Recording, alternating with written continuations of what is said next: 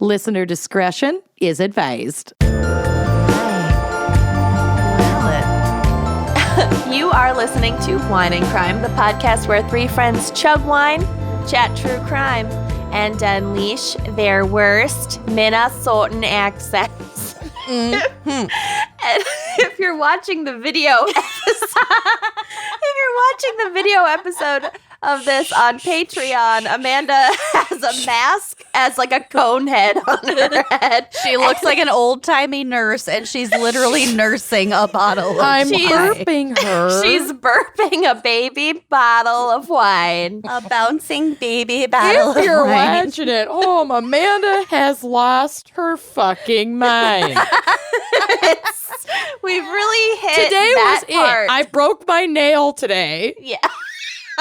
She shows just indignantly to There's the camera. comparison shot. Looks like a bloody stump. It's really embarrassing. Put It's it away. Horrifying. Your So- one horrifying nail looks better than any of my 10 nails right now. I That's am kind of you to bare. say as I cling to sanity by a literal thread.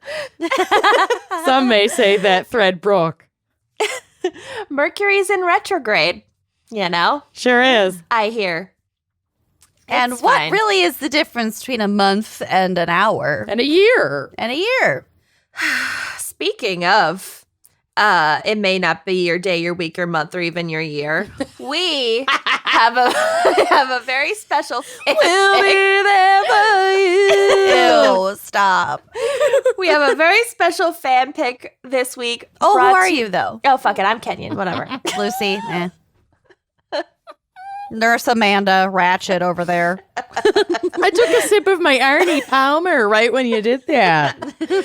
She's still rocking that baby. I don't want kids, but this feels so Yeah, you're like good. really good at it. Yeah. I am actually quite good. You're like at a it. wet nurse. I am. I will gladly be your wet nurse, You're but a I will barren not be wet sober nurse. for it.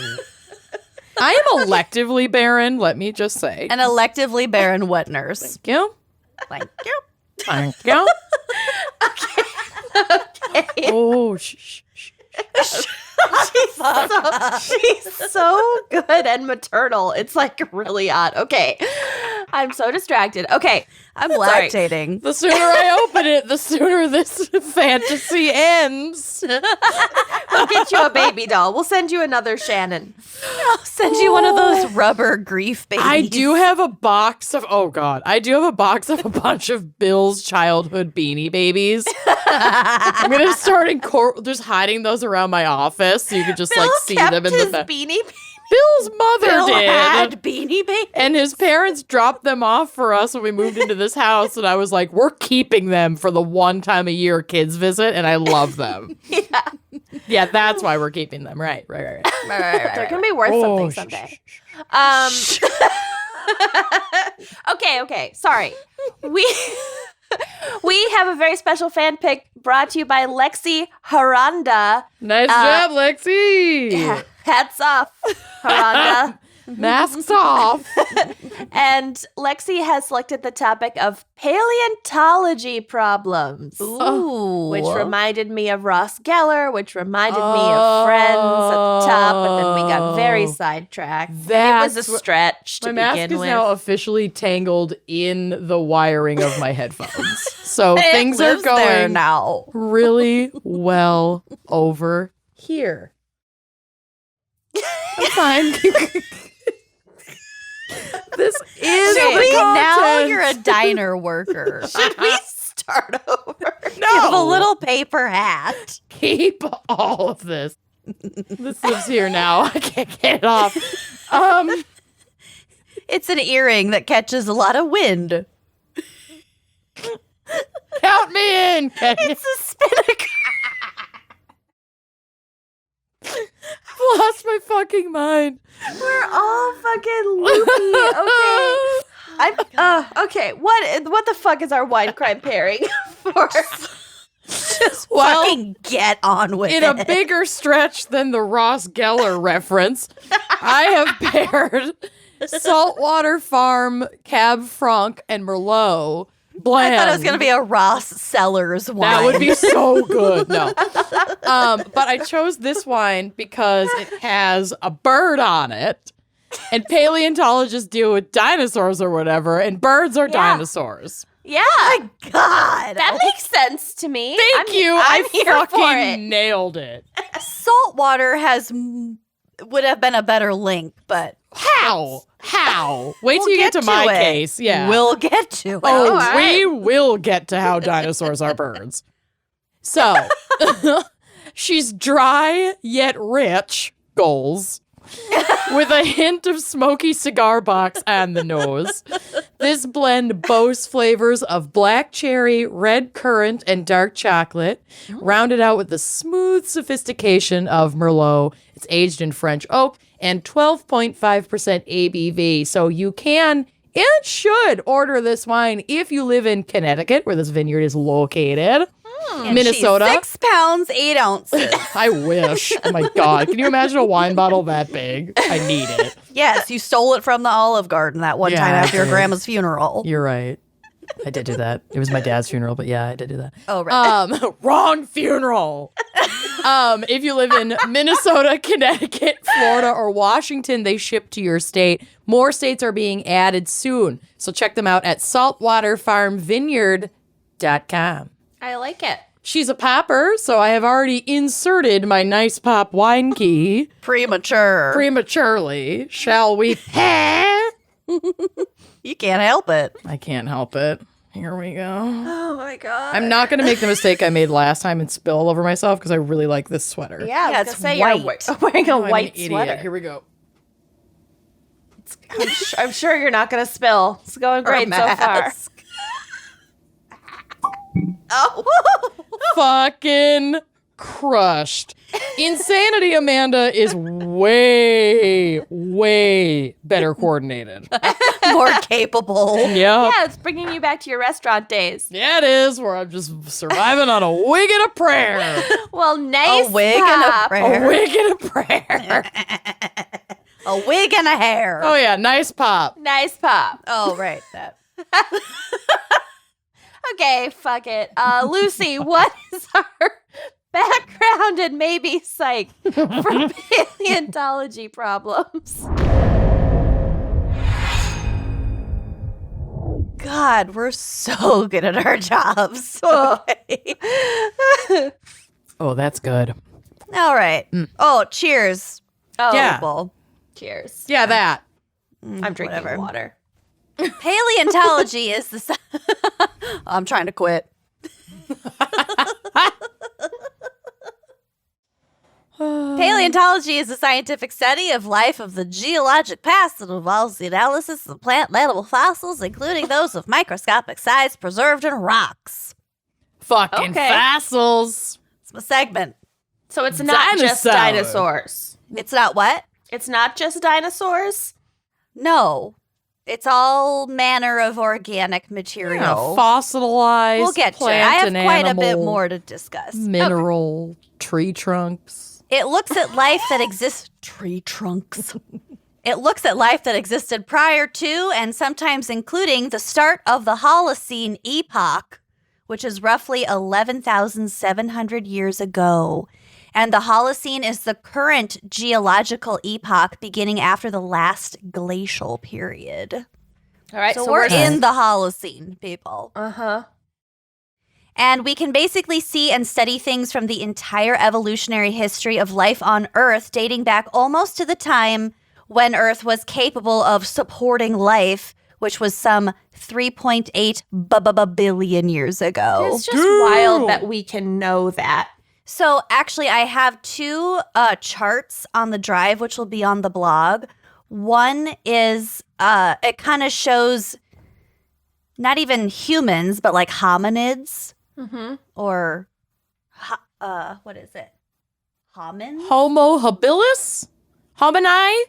Anything from like early apes to Homini. modern human. Chimpanzee split. Yes. Okay, so then looking at that mostly orange graph and then Yeah. look at the next one that has a bunch of blue in there. That dates back to like before water existed. Yeah. So I don't it's remember- just that tiny little orange stripe at the top where anything closely resembling humans I feel like started. this might be a display at the observatory in yeah. Los Angeles, but it's like that wall where they have all these like brooches and recycled jewelry that makes like the timeline of like the Earth's existence from the Big Bang all the way to now. And humans take up like, A tiny, it's like tiny one sliver. pearl earring. Yeah. Yeah. It's really wild to see it laid out like that. And this hallway is many yards long. Yeah. It's- At the cradle of, I don't know if they call it mankind or human. It's probably humankind. Whatever. It's outside of Johannesburg, and they found like a very old, I don't know, whatever, Homo sapien, I guess, fossil thing. I'm clearly an expert. Nailing it. I thought that cradle of humanity was like northeast Africa. Well, Like there's that a little there's a basin. site and a museum that is called the Cradle of Humankind Oh, okay. outside of Johannesburg. So that's the one that I went to because it was like 30 minutes from my house. But they have a chart like that too, where it's like this spiral wraparound hallway that shows. So you can like really feel how insignificant we are. yeah. It's Yeah. like the Guggenheim just spiraling up and up and up. And then like the last fingernails worth Yeah. of a section is modern humans. Yeah. We so don't matter. And No. We don't matter. And we're First- ruining everything on our way out. yeah. It's great. We're flouncing. Yeah. I mean, everything is gonna get ruined no matter what. Right. We're just expediting the process. Yeah. Yeah. We're like great. our children and grandchildren will have a much shittier existence Oh, yeah. versus I'm glad like that I 6 re-upped on generations my from now. anxiety meds today. Because this is... It's going really well. No notes. Sometimes the insignificance of life makes me happier. Yep. Somehow. Oh, it's a relief. yeah. For sure, but also it's not just the fact that we as humans are completely insignificant, but it's more trying to wrap my head around the history of the galaxy. Oh, yeah. That's is like terrifying. It's not depressing and it's not anxiety inducing. It's just like There's probably a German something word else. for it. Yeah, it's there's too probably big. a German word. It's like dread and awe and like all sorts Drugenheim. of things wrapped into one. Yeah. But it's not dread. yeah. You know what I mean? Totally. Anyway, I do. everything's dust. You're doing great. Okay. No notes. All right. Blah, blah, blah. Okay. So you know that I love my etymology. It's one of the few things that brings me joy. The term paleontology originates from Greek, 3 Greek words, the first of which is paleos, which means old or ancient. Okay. The word on, which means being or creature. And then the word logos, which of course is speech, thought, or study. So it's basically old creature study. Oh, I like that. I know. That's helpful. Yeah. Paleontology involves the study of fossils to classify organisms and study interactions with each other and their environments, which is known as their paleocology. So that's how they interact with their environment. It also studies their shape, structure, evolutionary patterns, geographic distribution, and taxonomic relationships with each other. There are 3 main elements of paleontology. We have the description of past phenomena, the developing a general theory about the causes of various types of change, and applying those theories to specific facts. So they're basically like crime scene investigators. They look at what happened, how it happened, develop a theory, and then try to apply that theory to modern ideas of evolution or... See if it sticks. Yeah. Yeah. So See if basically it where they sticks. got the idea for like the big meteor hitting. Sure. Yes, exactly. A paleontologist should also have a pretty damn good grasp of historical geology and stratigraphy, which is the study of rock successions and their interpretation in terms of a general time scale. So I don't know if you ever took a geology class in college. No. Sure did. I did, and Okay. it was awful. Yeah. Our final was literally going into the lab, and there was a table full of random rocks strewn around, and you had to identify each rock. Oh. But now you love rocks Yeah, I don't and crystals. hate that, but I just want to collect them and identify their healing capabilities and not... I like crystals, especially when it's like so subjective that you can just like make shit up. Like, what is this? I don't know. It looks like a turtle shell. I love it. It's turtleite. What's this? I think it's tiger eye. Love it. Blood on the moon. Where's my tiger's eye? Don't know what this is. It doesn't make me feel good. Don't love it. Not getting good vibes off of this rock. This might be obsidian. Might love it. Don't know. Those are just the rocks that I have on my desk. I don't have rocks I love on it. my desk, but I do have these vertebrae. Kenyon gave me this rock. Where'd you that get you put a those? candle I in. got these with you when Ooh, I like that. Did we get those in New Orleans? I don't know. We've been to so many creepy stores. That's true. Maybe Together. they're from... Oh, they might be from that oddity store in Texas. The place Yeah. that burned down. The place in Houston. Wait, it burned down? Yeah, honey. I covered it in a GAC episode. It burned Yeah. down. It's that same place I got my backpack? Yeah. I didn't Yeah, pay it burned attention down. enough to make that connection. It's all right. You were playing Animal Crossing. I get it. I'm sad. Anyway, yeah, but geology, like my geology final, it wasn't all pretty crystals that I could be like, you know, labradorite, Right. calcite.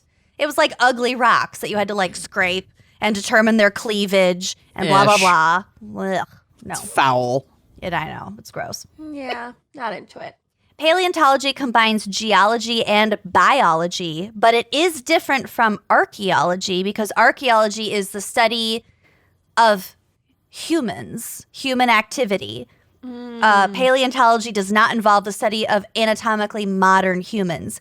So we can sort of incorporate like early hominids, like So, like, Anthropithecines or whatever the fuck they're called. an like really old. archaeological dig isn't for dinosaurs. It's for, like, early human civilization, which is probably why you see that so often portrayed in, like, movies with, like, an Egyptian the dig mummy. site where they're finding, That's Yeah. archaeology. Right. Paleontology is not always dinosaurs, but it would But be like more pre-humanity, Civilization. pre-hominid. pre-modern human.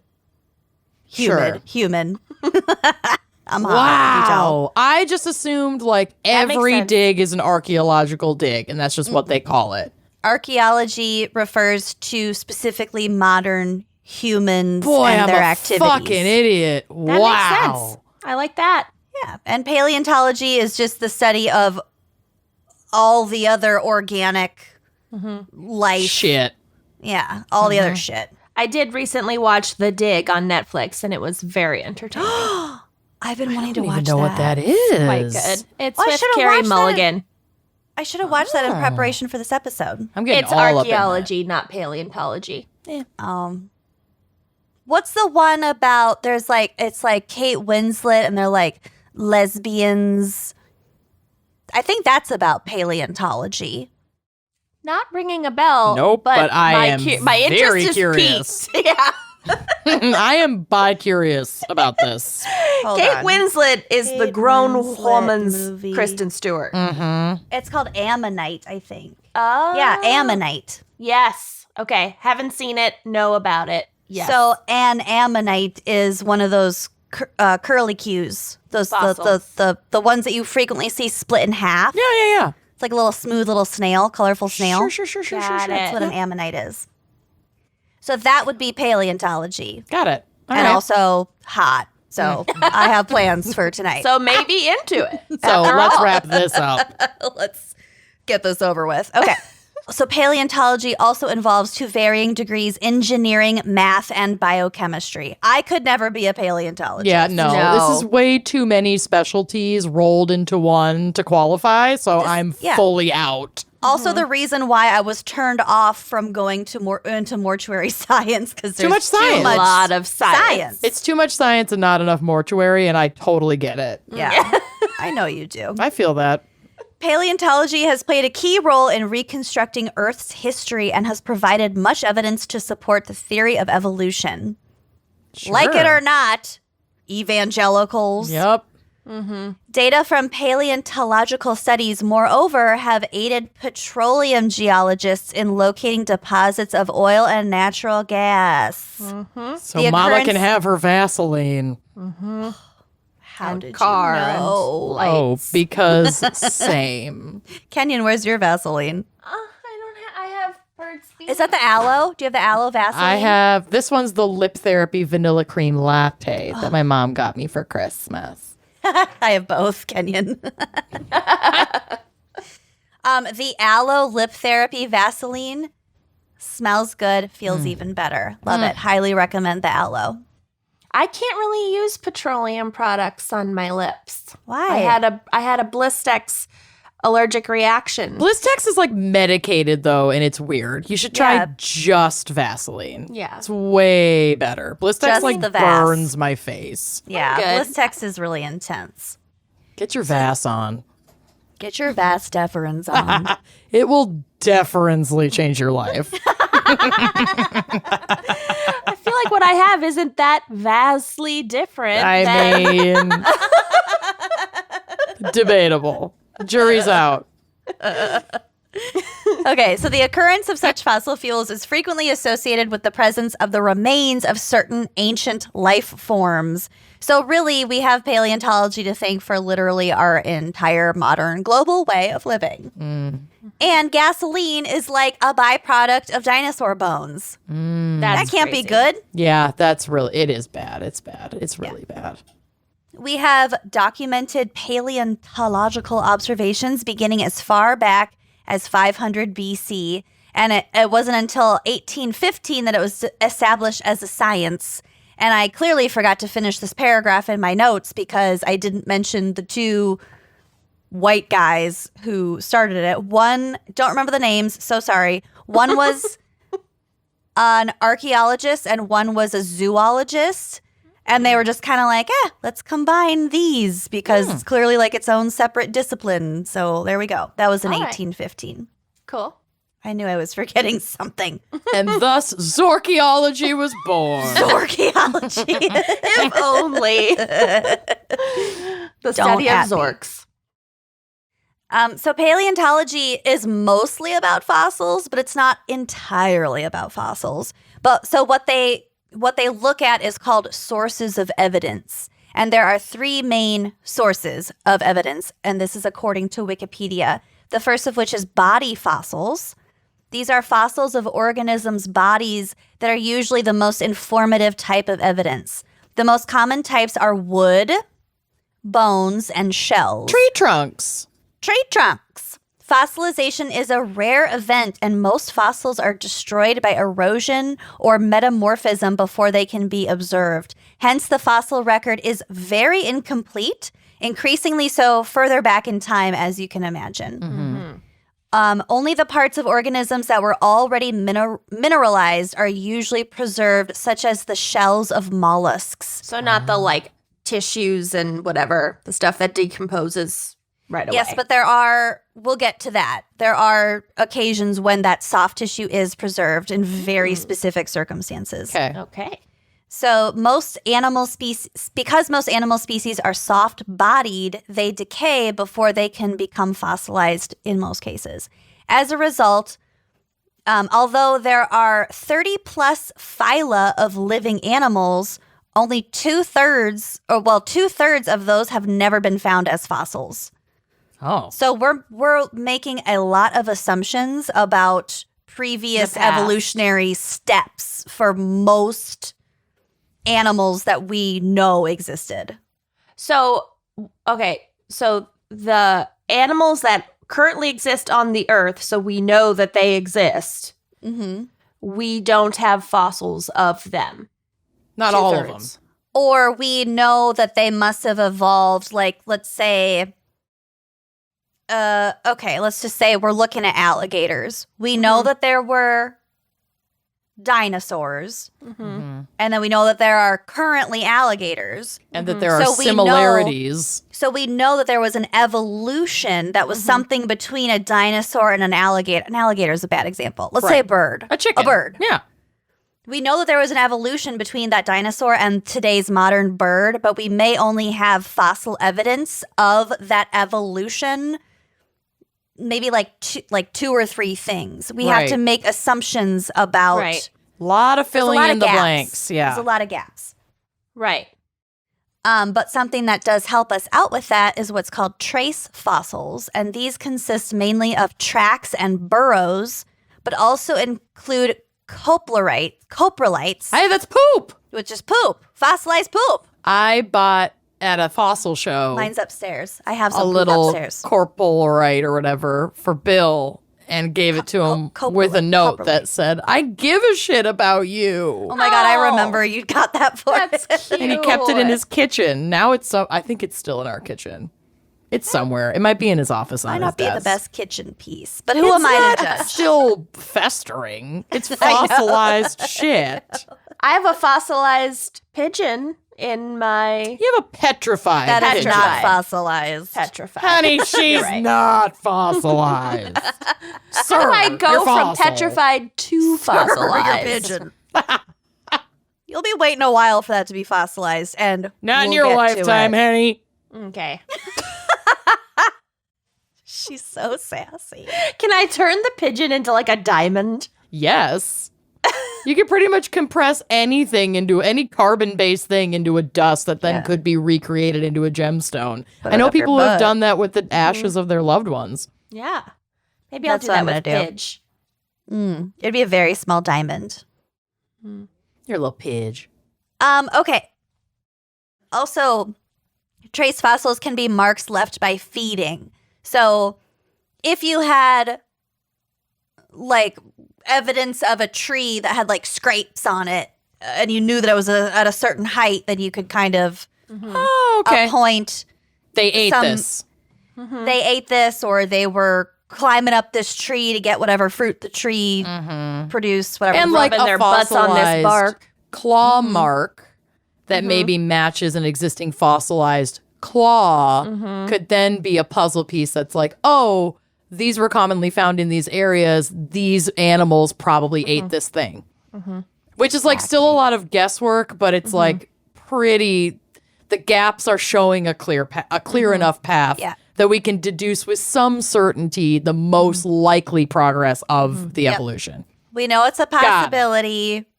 We don't know maybe all the details, and we could be wrong. But if it was like 2 billion years ago, what's the harm in guessing? DM me those sweet deets on that dinosaur tea.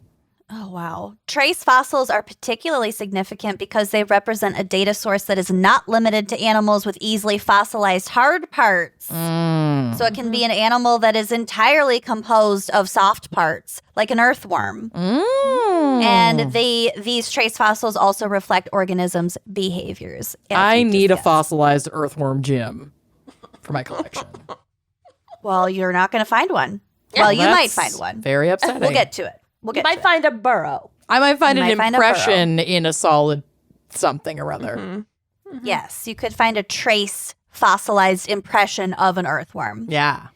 The other source of evidence is called geochemical observations, and these may help to deduce the global level of biological activity at a certain period or the affinity of certain fossils. For example, geochemical features of rocks may reveal when life first arose on Earth and may provide evidence of the presence of eukaryotic cells, which is the type from which all multicellular organisms are built. So really, eukaryotic cells, the absolute basis for life on Earth anyway. That's wild. Well, multicellular life. Okay. But if they can determine that those cells existed at this time, then they'll be like, oh, well, Actually, the probably. Earth is older than we thought. Yeah. Okay. Analyses of carbon isotope ratios may help to explain major transitions such as the Permian-Triassic extinction event, aka the Great Dying. Oh, such a good band name. Yeah, and sad. Yeah. Well, that kind of happened over like kind of a long period of time, so it wasn't like a poof, everyone's dead. I guess. I don't know which one I'd prefer if I'm thinking about it. Yeah. I don't know. Everything is dust. Just wait till I pick up my meds before we wrap. Yeah. Circle back to this. We don't have to answer that today. No, we don't. Next session. Yep. Okay. Table So- that. I can hardly wrap my brain around how fossilization works, so I Googled it because I know like fossils exist. I know the basics behind a it. pigeon gets stuck In a chimney. in a chimney. And then it's Yes. shot And then back like out. 100 years later, it falls down and it's like still pretty solid. And voila. I don't think that Fossil. pigeon is more than That pigeon 25 years old. max. You don't know. It's petrified. Is it actually petrified? You wouldn't Yeah. let me touch it. We brought it to the taxidermist, and he was like, "Yeah, there's nothing more I can." I think he do was to this." referencing the scared look on its face and not an Pigeon looks like this. actual. Oh my God, it's petrified. It kind of does because its neck is askew. Oh, Pidge. Broken, you mean? Yeah, askew is My a nice neck- way to say that pigeon It's snapped got- its neck it's got in your a- chimney and then Its died head, there. its head was dislocated. It's got a small crick in its neck. It needs Just a needs dry to- needler. Yep, just needs to go see my dry needler. Just needs one of those power massage guns, but like pigeon sized. My brother-in-law got one for Christmas, and it just looks like a really aggressive sex toy. There she is. Really aggressive. It's it has great. like different. Do you have It's one? great. Oh yeah. It has like rubber, different shaped and sized rubber like pistons that you can attach on, It's great. and it just punches your body. Really strongly. Yeah. Of It's course you have one. It's great. I don't know why I even asked. Okay, so this is to kind of answer some more questions about fossilization in terms of soft tissue. And this is from a Live Science article. Freezing, drying, and encasement, such as in tar or resin, or mudslides in a lot of cases, can create whole body fossils that preserve bodily tissues, so soft tissues.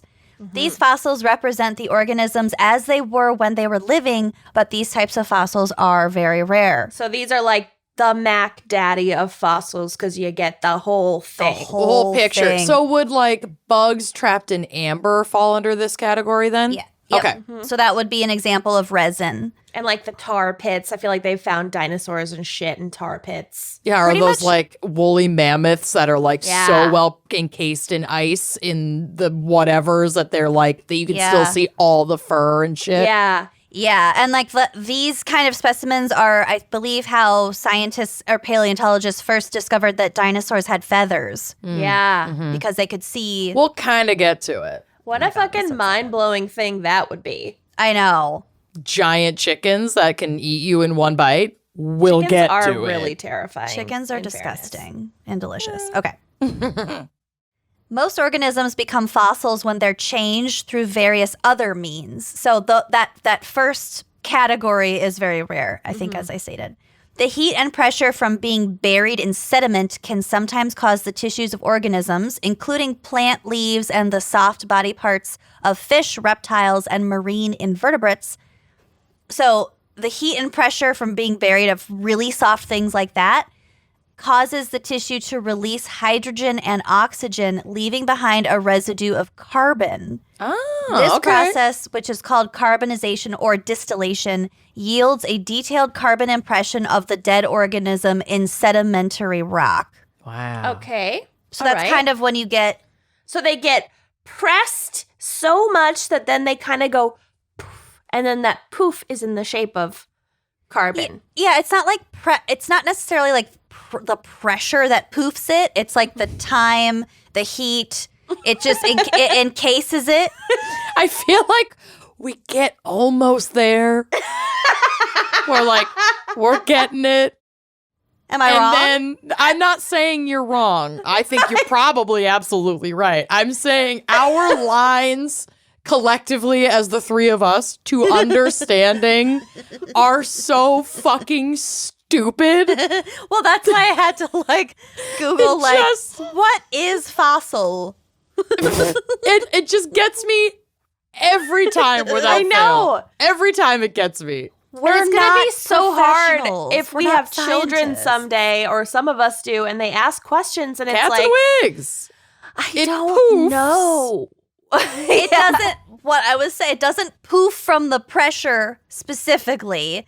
It poofs because of the pressure, the time, and that it's encased. So it's gotta go somewhere. Sure, It's just sure. kinda I'm a fossil Yeah, there's now. expansion that also probably creates the impression. Somebody is screaming in their car right now, And you know what? and going Don't to email DM us. us. Don't at me. We don't We're care doing that the we're best that. that we we're can. probably Understand pretty it as far much off. as we can be expected to. Yeah, I we're bet actually you, though- fucking nailing this, considering how incredibly dumb the three of us actually For are. every one person who's screaming, "You fucking morons," there are probably 10 people who are like, "Oh." They're getting it. Yeah. You know what? Yeah. You're welcome. Suck my nail stump. No. Ew. Well, Okay, so it poofs. So it poofs. That's a chemistry carbonization. occurs. A chemistry occurs, literally. The most common method of fossilization is called permineralization or petrification. After an organism petrified, there we go. So After an- wait, it is a fossil. That is a form of fossilization. No, that's why I questioned whether that pigeon was actually petrified, because according to this definition, she ain't. After an organism's soft tissue decay in sediment, the hard parts, particularly the bones, are left behind. Water That's not seeps it. into the remains, and minerals dissolved in the water seep into the spaces within the remains where they form crystals. These crystallized minerals cause the remains to harden along with the encasing sedimentary rock. Okay, that's very different than what's happened with Pidge. I know. Poor- That's why I questioned you. Peach. Poor Pidge. Poor Peach. In another fossilization process called replacement, the minerals in groundwater replace the minerals that make up the bodily remains after the water completely dissolves the original hard parts of the organism. Fossils can also form from molds and casts. So if an organism completely dissolves in sedimentary rock, it can leave an impression of its exterior in the rock called an external mold. It's a fucking mold. We all know Yeah, what a and then mold that is. fills up with other shit. That mold gets filled with other minerals, and then it becomes a cast. An internal mold forms when sediments or minerals fill the internal cavity, such as the shell or a skull of an organism, and then the remains dissolve around it. So basically, papier-mâché. Papier-mâché. Yes. I mean- Papier-mâché would be like a mold, and an internal mold would be, If you did like a papier-mâché balloon, yeah, exactly. right? So anyway, there's lots of different ways that fossils can occur, can develop. It's not just one thing. Wow. Gross. Okay. Okay, so I want to close this out a little bit because when we were talking about, I think we were talking about the archaeology episode. We were talking about Jurassic Park and like who was an archaeologist, who was a paleontologist, blah, blah, blah. So I Googled it. Dr. Alan Grant, portrayed by our friend Sam Neill, Our buddy who came from up in the last last episode. episode. Yeah. Well, not Was- last episode. The Napoleon episode. And also not our friend, but I mean, Sam one of Neill those is our white friend. guys. That guy, the Russian guy, not our friend. Right. Russian guy sucks. Sam Neill, Great. kind of my first daddy crush of my life. yeah, I could see that. Daddy Longlegs. So Dr. Alan Grant was the paleontologist in Jurassic Park, and his character was inspired by actual paleontologist Jack Horner, who served as the science advisor to the first few Jurassic Park films. And I read a whole interview with him, and I just pulled out some gems because he's just, I love my nerdy old men. I just I fall know in love you with them. do. Dr. Lee. Dr. Lee. Dr. Prosser, spooky little bitch. Jesus. Yeah. The Oh, OG. what a sweetheart. You love a doctor daddy. I love a Dr. Daddy. So here's an excerpt from an interview with Jack Horner from NBC. Question is, did you ever object to the ways the dinosaurs were portrayed in the movies? And he said, yes. In the kitchen scene, Steven Spielberg and visual effects producer Phil Tippett had decided on having the raptors enter the kitchen and wave their forked tongues around like snakes. I told them that there was no possible way dinosaurs would or could do that because they didn't have forked tongues. Get it? I also mentioned that by giving them forked tongues, they were adding to the notion, the stigma, that dinosaurs were more like their cold-blooded relatives such as lizards than their warm-blooded relatives such as birds. Redo Jurassic Park, but make it all birds. Right, and get fucking Feathers. what's his name? Unless they Chris- are doing that. I'm not up Chris to speed. Pratt out of there. Oh, no, these are just like the first 2 I or know. 3 movies. So the first one, I think, was released in like 1991-ish. The CG So keep in holds mind, up, though. it was like 30 fucking years ago. I don't wanna so talk about it. they didn't know for sure. About the Well, feathers. they didn't know as much about dinosaurs then as they do now. Well, and we'll kind of get to it in my case, but like the feather and the bird connection was like a huge discovery in like 1996. Yes. Yeah, I So remember it's like talking about just that. outside of that production time. Steven Spielberg's at home just like Pissed. raising his fist in anger. Okay, so back to this beautiful man's quote. Okay, so he's like, no, if they had forked tongues, people are going to see them more like scary lizards than warm-blooded birds as he knew them to be. Stephen agreed to change that scene. Steven. In its place, the raptors come to the kitchen door and snort, fogging up the window as only a warm-blooded animal can do. Wow, and that's such an iconic moment. That was the scariest, but them fogging up the windows with their nose. Yeah. Yeah, that's fucking freaky. Oh, wow. Okay. So that holds up. Yep. He also So could a disclosed. chicken fog up a window? Yeah. They're warm-blooded, so if They're they warm-blooded. have a little snoot, Yeah. little snoot holes. Yeah. Ray he fogged up my water glass when he was drinking out of it earlier today. If you've seen my Instagram Probably story. easier for her to picture a cat doing it with Yeah. a mouth and a nose than a bird with a beak. Yeah. That was the problem for me. But Girl, what? I got you. Well, check my Instagram story get it. during our break. Your cats don't have beaks. Birds are really freaky to me. I know, they're disgusting. He also disclosed that we can't actually clone dinosaurs the way they did it in the movie with the mosquito and the amber. Thank Rude. God. Okay. I mean, because- thank God. I was, want like, Jurassic worried Park about to be that. real. It's kept Kenyon up at night until this moment. Thank God. A huge weight has just been lifted off my shoulders. You're an adult woman. I'm so relieved. Thank God. She falls to the floor.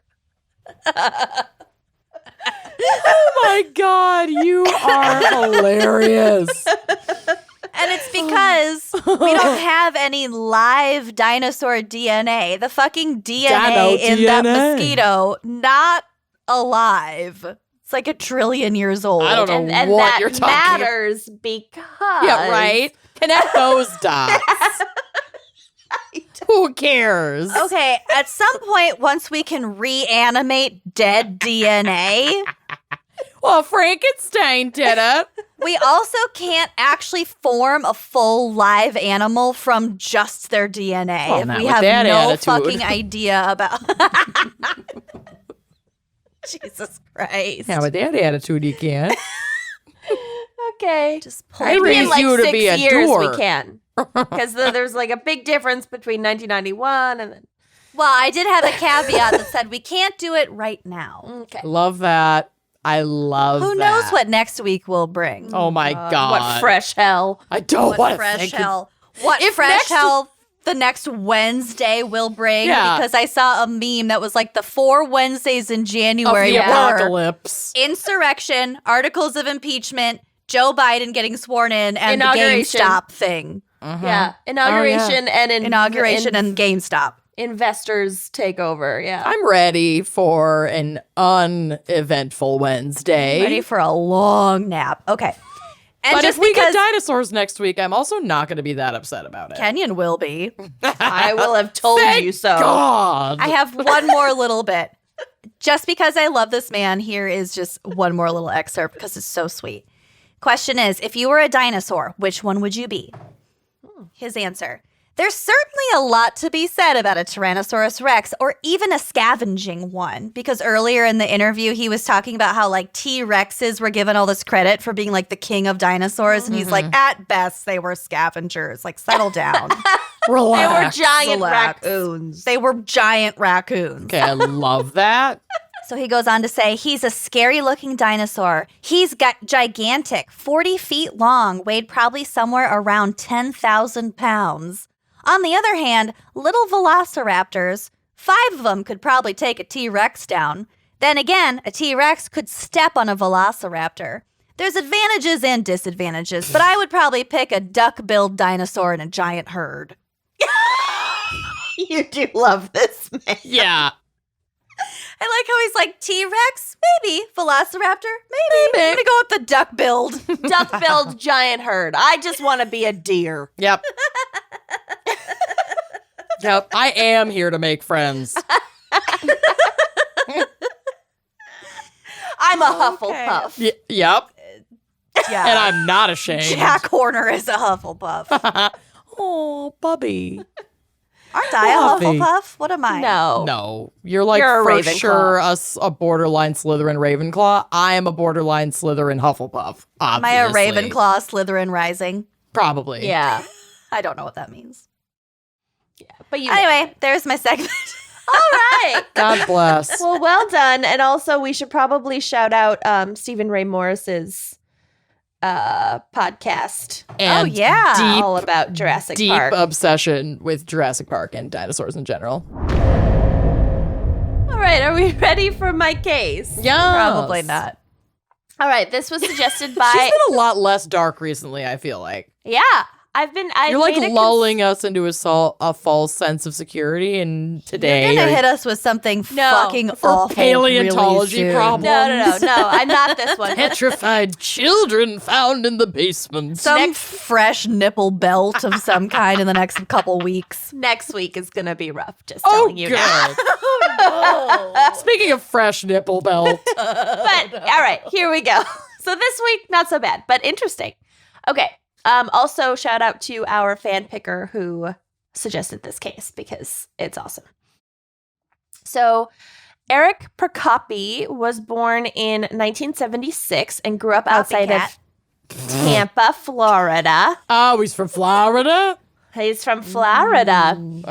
Gorgeous as this a time child, of year. They got the COVID pretty bad though. they should do. They should do. With a lot of vaccines. Considering moving. Yeah, if I go for a Unless you visit, like maybe the I can get humidity. vaccinated.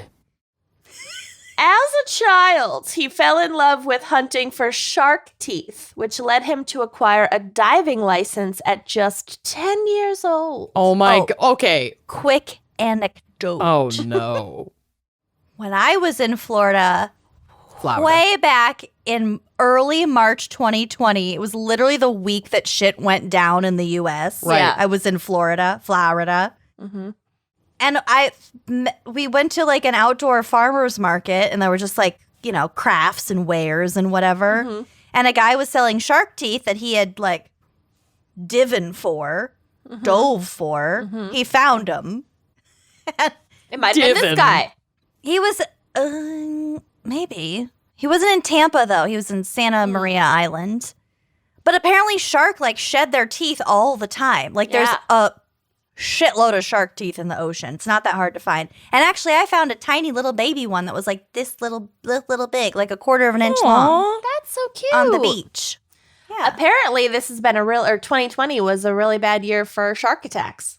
Yeah, I saw that. Meaning there weren't that many No, shark there were a attacks? lot more deaths from shark attack. Bad year. Shark attacks are down. It's Too a bad low. year. If you bought shark attack stock, if you bought GameStop stock, You're in good shape, but if you put all your money in shark That was attacks, a fair question, You were given how you misled. phrased it. It was a terrible year for shark attacks. fair. Fair. Okay, so Eric's mother was a homemaker. who had formerly been a competitive swimmer, and she would often accompany young Eric on river expeditions as he searched for shark teeth and other underwater treasures. Wow, you got to have a lot of money to invest in a 10-year-old's scuba diving licensure. Yeah, scuba diving is so expensive. Yeah. If it gets them out of your house, I will give any amount of Worth money. it. Can't talk underwater. Go.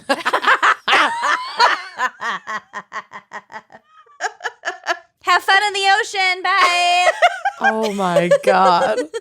Gay cocking off and yum. I know what that means because of today. Go shit in the ocean. Yep. I'm fluent in Yiddish. In Yiddish. There it is. In Yiddish. So, while still a teenager, Eric began making money selling the fossils he found, but he still ultimately viewed this as a hobby and not something that one could make a serious career out of necessarily. Well, he's 10. Well, he's a teenager now, but yeah. You know what he's got to do? He's Get a still pop-up tent, go to the outdoor farmer's market on Santa Maria Island. Start hawking shark teeth. Right. Well, he will. Pull your weight. So the turning point came when Eric was 16 years old. He was watching the news and saw the story of Sue Hendrickson, a woman who was out hunting for amber specimens in South Dakota. Oh, when she jeez. wandered away from a group of geologists she Was eaten by a with shark.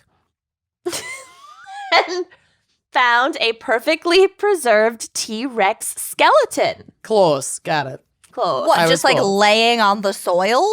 Or was she digging? I always wonder that same thing. That like, I where are don't you know. fucking just finding this Well, shit? she's looking for amber specimens, so maybe she's she probably was digging kind a of little digging bit. around. She's rooting around. Yeah. Wandering away from the group is always a good move. It's always worth it. Yeah, especially Every a group of time. geologists. It's am never I gone right? badly. So anyway,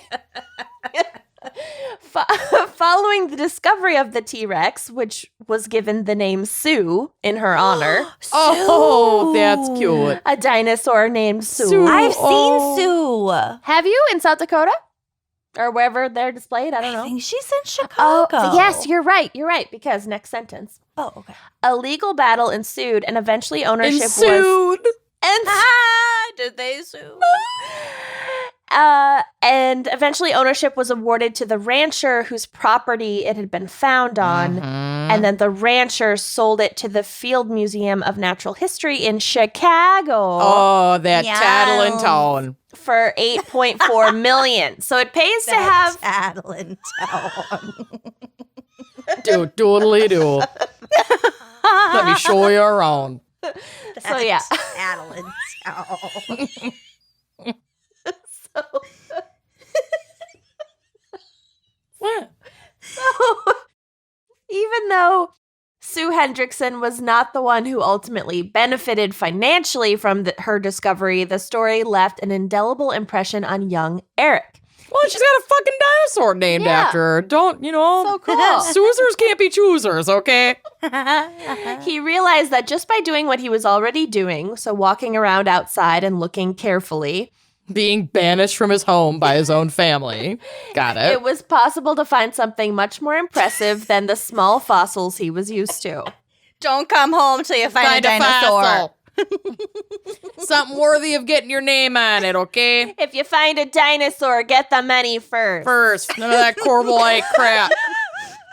I could totally see my dad just shooing me outside and going, "Don't come home till you find a dinosaur." And like, I'd find a dinosaur. You fucking totally would.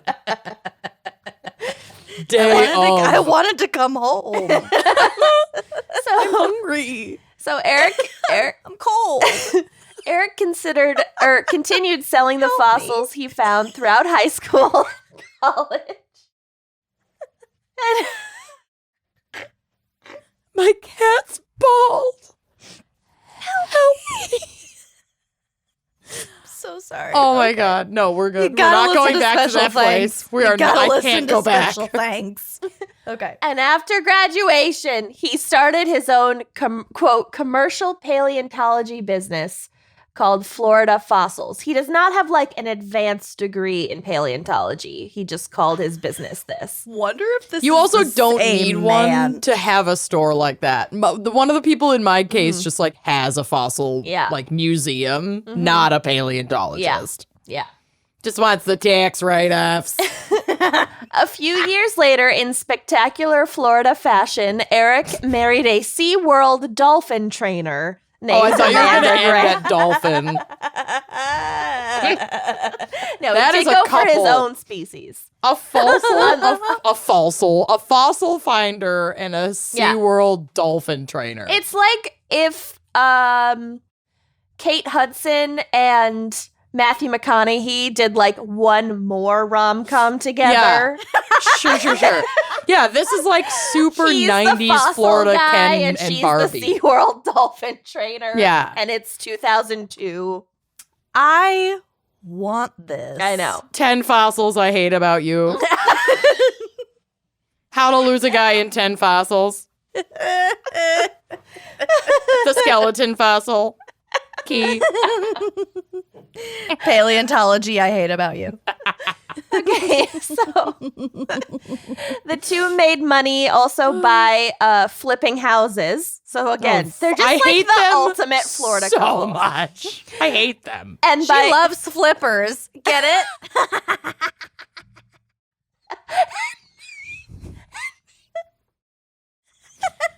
Get it, Amanda? No, You get it? explain it. Explain it. and by using eBay to sell artifacts that Eric had either found himself or acquired from trade shows. In the early years, the artifacts that he sold through Florida Fossils were not the type that commanded high prices. Most things sold for between $10 and $50. So it's like a lot of fucking shark teeth and whatever. And yeah. But eventually, he began traveling, first within the U.S. and then outside it, to find more lucrative artifacts. Soon, his prices inched up into triple digits. All the while, he was developing a good reputation on eBay for the quality and condition of his products. So he's building a little business for himself. Love Good it. for Love you. it. Love it. By Way to never grow out of your 10-year-old shark tooth phase. Right? Dreams do come true. That's what Jack Horny or whatever his name was, the man that I love. Jack Horner. Jack Horner. Jack Horny. Jack, the man I'm horny for. Jack Horny. One of the questions was like, how did you get into paleontology? And he was like, I don't know. I was a sixth grade boy once. I never Yeah. grew out of it. Never grew Everyone out of it. starts in it. yeah. By the mid 2000s, when this screenplay was greenlit, he had begun regularly trading in small dinosaur artifacts such as Tyrannosaurus tail vertebrae that he sold for $410 a pop. Wow. But by now, the Procopis had increasing expenses, and the combined income of flipping houses and selling these smaller fossils was just not cutting it. It's not keeping up. Not up to snuff. Eric decided he'd need to find something bigger. And remarkably, within a few years, it seemed that Procopi had succeeded beyond his wildest dreams. He found that dick. At a 2012 natural history auction that was put on by the Dallas-based company called Heritage Auctions. The Dallas Cowboys. This is a Dallas-based company, but it was being held in the neighborhood of Chelsea in Manhattan, so like where rich buyers are, basically. The star attraction of the day was an item or a specimen being sold by Eric Procopi. Oh, shit. It was a nearly complete 70 million year old skeleton of a Tarborosaurus batar, which is a cousin of the Tyrannosaurus rex.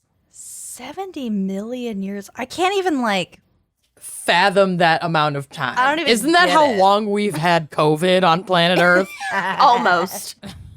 We're coming up on our 70 million year anniversary. I'm Yeah. actually looking at my charts. Tarborosaurus batar. It's actually Passing the fairly batar. recent. That's Oh, God. Yeah. I'm sure anything that's in the millions of years is considered recent. Yeah. But to you're our right. human minds, that's a lot. It's wild. You're right. That's too much. So it's 2012. It's up at auction. It's the biggest piece up at this auction. It's his. It's this fucking almost complete dinosaur. I just Googled what is 70 million years ago. And they were like, Africa ma'am, and are South you America okay? were connected. They were buds. They were roommates still. Yikes. Okay. So Prokopi had spent almost 2 years meticulously restoring and mounting this dinosaur skeleton. Wow. Like mounting it to display, not mounting Humping it it. for his own pleasure. we get it. And we will get to where the specimen came from and how he acquired it in a moment. A journalist named Paige Williams attended the event to cover the sale of the Tarborosaurus batar for The New Yorker. And then this journalist, Williams, went on to write a really lengthy profile of Prokopi, and then this eventually became a book, so that's where a lot of this information comes from. Got it. The auctioneer introduced the 8-foot-tall skeleton by announcing that, quote, "It can fit in all rooms 10 feet high, so it's a great decorative piece." Oh my God. For your Chelsea apartment. But actually, you're speaking my lang. I mean, I want it. I mean, what a fucking... You go over to somebody's house for like the third date where they're cooking you dinner and there's Yeah. just a full dinosaur in the middle of their I'll plate. give you $300. Yeah. Yeah. So the bidding for the Tarborosaurus batar opened at $875,000. Oh, that's I'm out. it? I was expecting out. more, honestly. So like a few years before this, he's selling shit for like $10. Shark teeth Yeah. on a Florida beach. Yeah. Yeah. Yeah. To make necklaces out of. Oh. He's one of those guys who, when you walk by, he grabs your wrist and Yeah, starts oh. making the shark tooth necklace on you, and you can't get away. And now you just own a shark tooth necklace. And I you would- never wanted it, ever. Punch one of those people in the face. They made the decision for me. So the bidding opens, and then, in a moment of high drama, the auctioneer was interrupted in the middle of the bidding by an attorney named Robert Painter, announcing that he had just received a phone call from a judge and the auction needed to be halted. In the middle. There was a dramatic. moment that was like, if anyone objects Yeah. to this union, If anyone objects to this dinosaur sale. I object. So it turned out that Painter was a Texas-based lawyer who had been retained by the Mongolian government. Oh, wow. And the previous day, he had gotten a state district judge in Dallas to sign a restraining order to stop the Dallas-based company, Heritage Auctions, from selling the dinosaur on the grounds that it had been stolen from Mongolia. He stole a dinosaur? Additionally, the judge had just found out that this order of his had been ignored and the auction had started, and so the judge was none too happy about it. Pissed. Pissed. The sale of Prokopi's dinosaur had come to the attention of the Mongolian government almost by accident. Oh, God. They could have never found out, and then it Yeah. all would have gone off without a hitch. Yeah. Like the movie Hitch. There were plenty of hitches in that movie, but yeah. The lips, the allergic reaction. Oh, I need to rewatch Hitch. 2 days before the auction, a Mongolian paleontologist who was living in New York, so a Mongolian female Ross Geller, Yep. saw a news segment about the dinosaur and suspected that the bones had been taken from her country, which forbids the commercial export of fossils. Mm-hmm. I got a similar thing going on with mine. Even though Heritage Auctions listed the skeleton's origin vaguely as from, quote, Central Asia. Somewhere over there. Yeah. What the fuck is Central Asia? This part. Yeah. it's- Keep up. Yeah. They knew exactly Get what a they map. were doing. They didn't want to say Mongolia and, Right. like, Because tip it would anyone come off. up in Google searches. Mm-hmm. Yeah. They were being Mongolia real is sketchy like- about it. Northern Asia.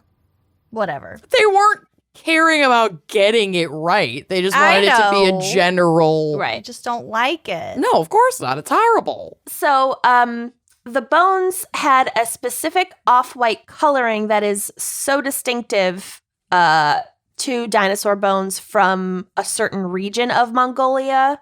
So I'm guessing it has to do with like soil conditions or maybe like the age of the stuff found there. Sure. Whatever. So it was distinctive enough that this paleontologist saw it on the news and was That's like, from Mongolia. That's fucking Mongolian. I know that yellow soil-ish. Weird. Yes.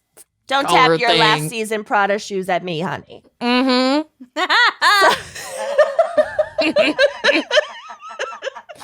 That moment for a paleontologist lawyer is just an absolute thrill.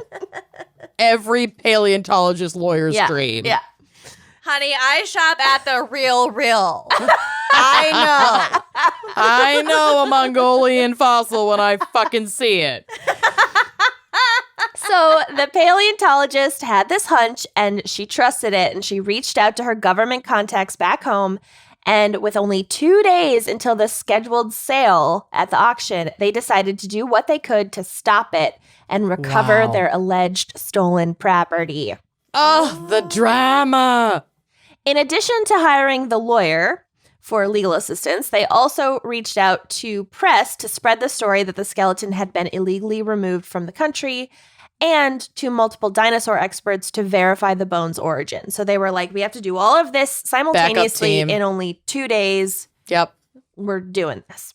Prova. Heritage Auction's official response to the controversy was, quote, "Although we appreciate your concerns, it is our conclusion that no impropriety exists. Mongolia won its independence in 1921, and this specimen is quite a bit older than that." Oh my. Sir, I hate you. Yeah. Jesus. So, Sir, your exploitation of a country. exactly. So, I think what they were trying to say, if we were to give them the benefit of the doubt, is that they're claiming this specimen left Mongolia before 1921. Sure, but it's a pretty cheeky and shitty way of It's not presenting how that dinosaurs work. work. Right. Yeah. And it's also like they didn't provide any proof of that. Yeah. Show me the No. receipts.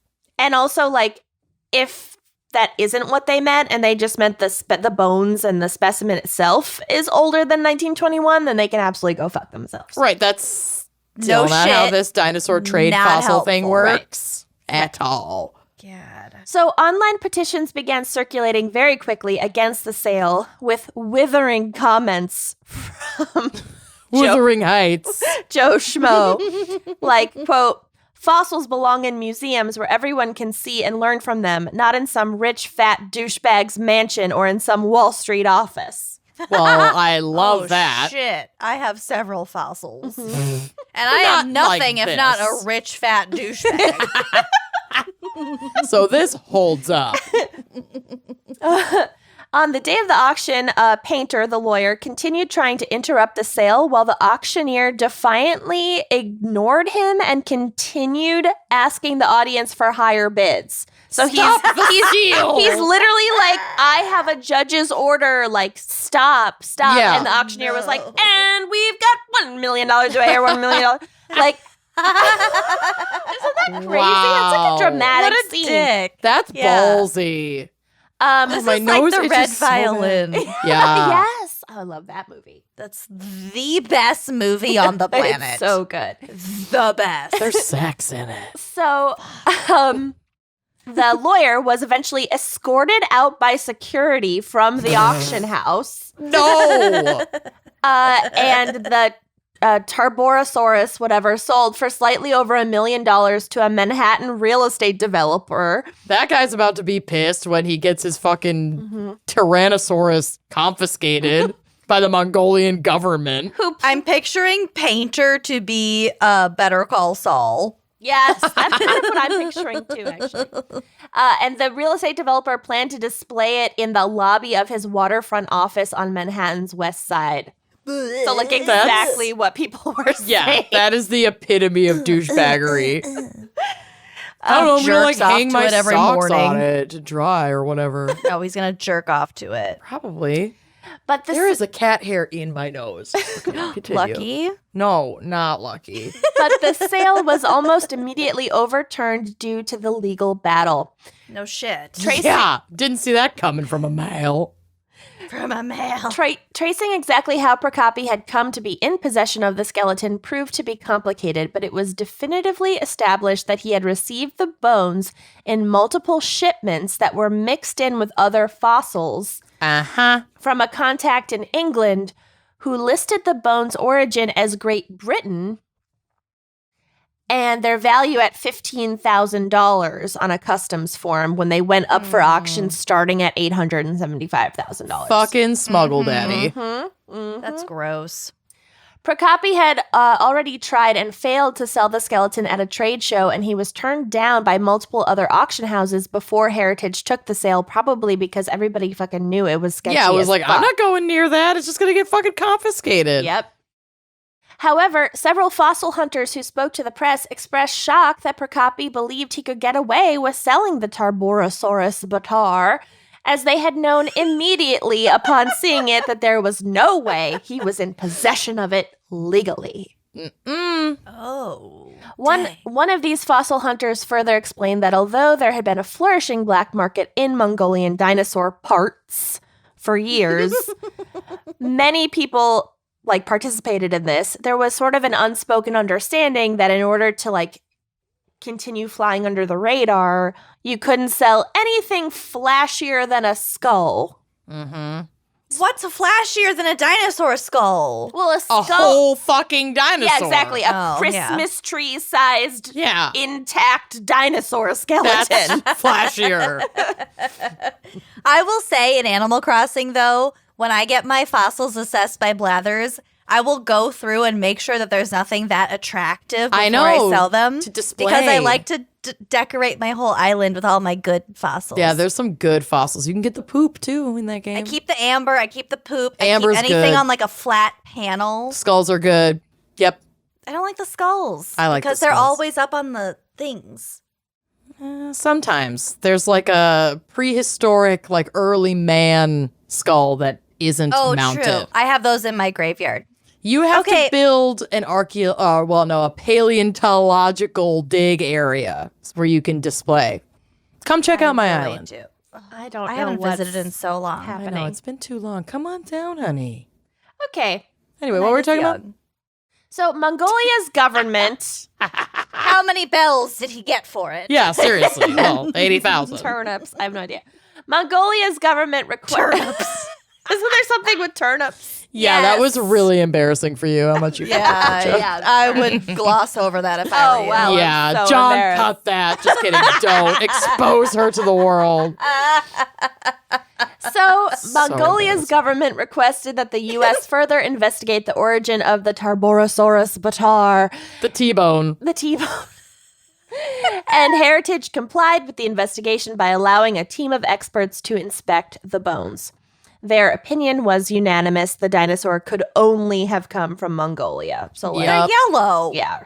They're butter fucking yellow. Yeah, they're marked. They are J-Simp pumps. Oh, they're banana yellow. So, 2 weeks after the auction, the U.S. Attorney for the Southern District of New York sued for custody of the dinosaur on behalf of the country of Mongolia. But he was only awarded joint custody. He could only have her on weekends. The joints were all gone. Joints are soft tissue. Oh my God, you're So- right. Weirdly, procedural norms required that an arrest warrant be issued in order for New York to get custody of the bones. So the case became known as the United States of America versus one Tyrannosaurus batar skeleton. Wow. I love that case name. And anyone involved in this could put bone collector on their resume. Ooh. I love that book. Also, don't you remember that case of the photographer whose like a wild monkey got a hold of his camera and Oh, took its own yeah. picture. And it's like, no, the monkey has the rights But the monkey to retained distribution. the rights to the Yeah. image. Oh my God. Yeah. The case name was something like that. Yeah. So good. Meanwhile, Eric Procopi was far from giving up. He hired lawyers and made an official legal claim on the dinosaur. Honey, no. Yeah. To the press, he refused to disclose any information about how he had come to be in possession of it and tried to portray himself as a completely oblivious, amateur. Idiot scuba diver who lives Yeah. in Florida. Right. Which, I mean, you are an oblivious yeah. scuba diver Right. who lives in Florida. Saying things like, quote, I'm just a guy trying to support my family, not some international bone smuggler. I'm just a That's guy exactly what you standing in are. front of a bone. What, am I a suspect? But also, if you're smuggling bones internationally, that makes you an international bone smuggler. Yeah. Yeah. He also often seemed dismissive of Mongolia's claim on the skeleton, stating, quote, it's not like antiquities where it's somebody's heritage and culture and all that. Oh my God. Yes, it fucking is. Yeah. It's literally the Earth's antiquities. Yeah. from that specific region.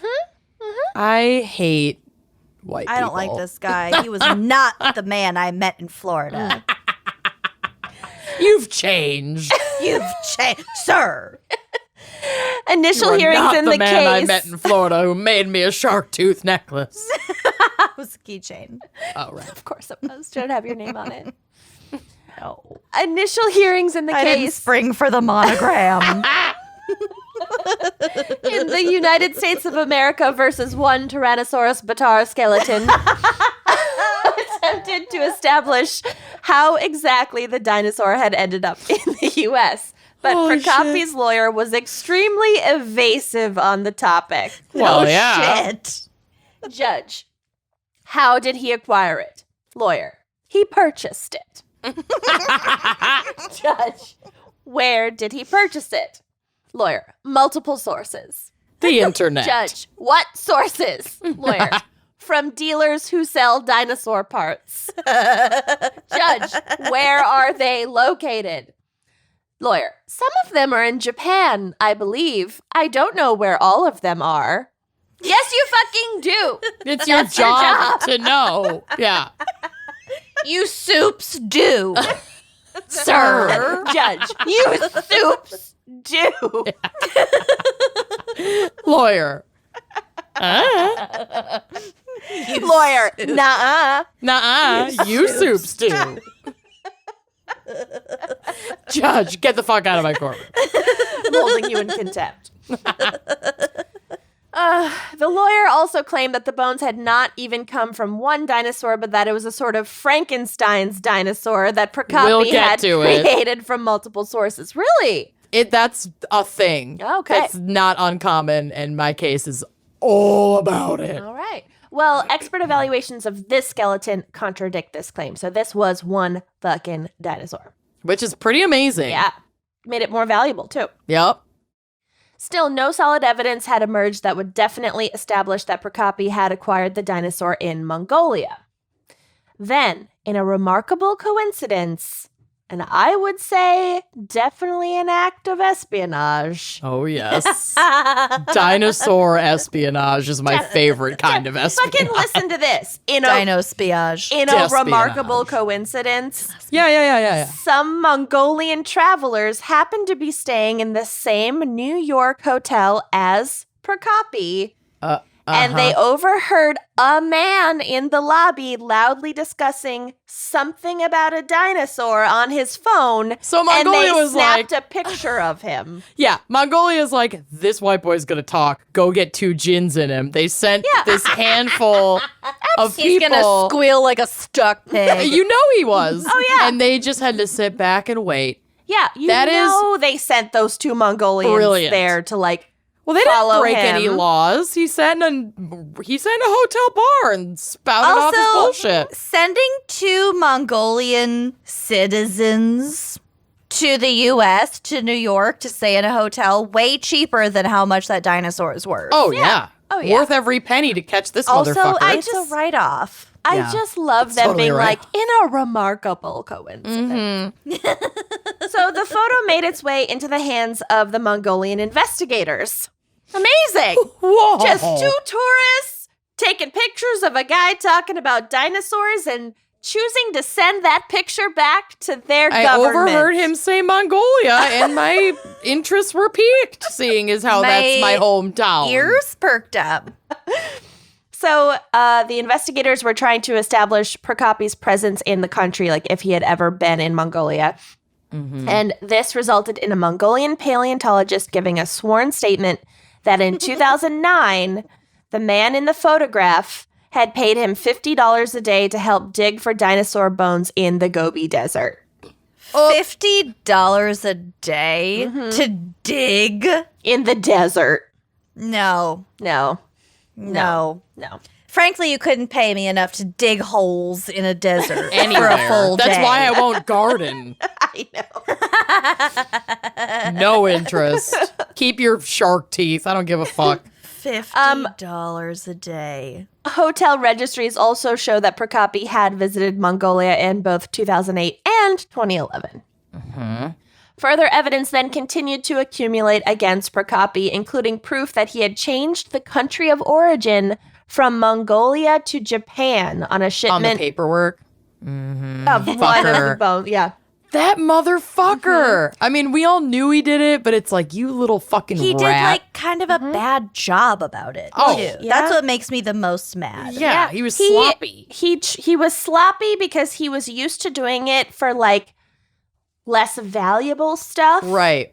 And he just tried to go too big and And these got fuckers caught. just assume they're not going to get caught. Yep. He flew too close to the sun. He really did. So Gotta burn he ya. was also previously caught trying to ship a Chinese microraptor into the U.S. Cute. by labeling it, quote, Pigeon from yeah, chimney. sample of craft rock. What's Craft Parmesan. rock? He just lied about what was on the shipment. Microraptor. Yeah. This is going to be so cute. When the skeleton was seized at customs, he blamed the, quote, mix-up on a language barrier problem with the Oh, shipper. fuck him. What a piece of shit. Okay, so a microraptor is still really big. I kind of figured Like it would be. 3 feet tall. Oh, that's pretty big. They're Meanwhile, kind of terrifying. like, I'll drop a photo on I the drive. couldn't bring back a cowhide rug from South Africa. Yeah, how are these fuckers? I How is was this like, dude it's getting just, it's from a through? cow. Like, I was like, it's a cow. It's not it's not an endangered. They sell these at IKEA. Yeah, exactly. I just happened to have it here. Yeah. Yeah, I had to give it to a friend. So, in October 2013, Prokopi was arrested on 3 counts of smuggling. In another very unfortunate coincidence, a remarkable coincidence for Prokopi, as federal agents were searching his home for evidence of his crimes, Oh no. What did this Another- idiot have? another UPS shipment arrived just then. No. Containing the bones of a Mongolian oviraptor. No. While they were there. They were there. They were like, yeah, we're fine for this. Yeah. My God. From Mongolia, too. It has a return address. Yeah. Okay, I've dropped the microraptor images on the drive. It's horrifying. Let me see. One is one is like a chart that shows how big it is compared to, To a person. like an adult man. Yeah, and then one is like a rendering of what it might have looked like. It has feathers and is eating a lizard and it has red laser eyes. I love her. It is- She's No. cute. It is pretty I big when you hate get it. the wingspan involved. I hate it. I love it. I don't Oh, like that's that. really baby. freaky. Okay. So, Prokopi was released, or sorry, he was released on bail, but he had to surrender his passport. And he ultimately pled guilty to several customs-related crimes, a deal that required him to surrender his claim on the Tarborosaurus batar and T-bone. on several other dinosaurs that investigators had discovered when searching his home. And then he had to serve 3 months in prison. That's But it. how big was his place in New York? He wasn't living in New York. He was living in Florida. Yeah. He just went to New York for this auction. 'Cause Right. I'm like, how big Yeah, is that's your where the fucking auction place was. in New York to have several other dinosaurs yeah. in your home? In Florida, you got the space. Yeah, sir. So he continued to And a be yard. evasive about how exactly he acquired the dinosaur. All he would admit to is having the bones shipped to him using vague and misleading labels. The An Etsy store. The Procopis sold their house and cars to cover the legal fees and for a time moved in with Amanda's mother, but the two soon divorced because the dolphin trainer was like, I'm okay with being complicit in SeaWorld's crimes, but not Right. yours. Well, and his I have crimes my were the limits. money making crimes. Now they're not going to serve her anymore. So, bye. Eric began making plans to revive his fossil business, but he has struggled to make a living since the T. Batar case because of the negative associations with his name. Kirk Johnson, the director of the Smithsonian Museum of Natural History, whom that journalist, Paige Williams, interviewed for her piece, explained the complicated relationship between science and fossil hunters like Procopi by noting that, on one hand, the more people you have out searching for dinosaur bones, the more that will be discovered. But on the other hand, quote, we want a path for the really important ones to loop into science. Right now, that path doesn't exist. And a fossil that has been separated from its geological context, such as location and stratigraphic position, which poachers do not document, become far less significant to science. Exactly. It's like robbing tombs. Well, the intersection between geology and stratigraphy or whatever I said, just like that, you have to account for the entire Picture. situation. It's not just the bones. Right. It's really shitty to just dig up the bones And then lie about where they're from. import them. Right. What if he hadn't been caught and 200 years from now, the only record that we have for this specimen is Exactly. this auction where And they have no idea where it came from. Yeah. Yeah. Or how old it is because they can't look at the rocks around it. Right. Or they're like, It's oh, he kinda says fucked it's from up. Japan. I guess this type lived in Japan. There's also, I didn't include this in my notes, but there is a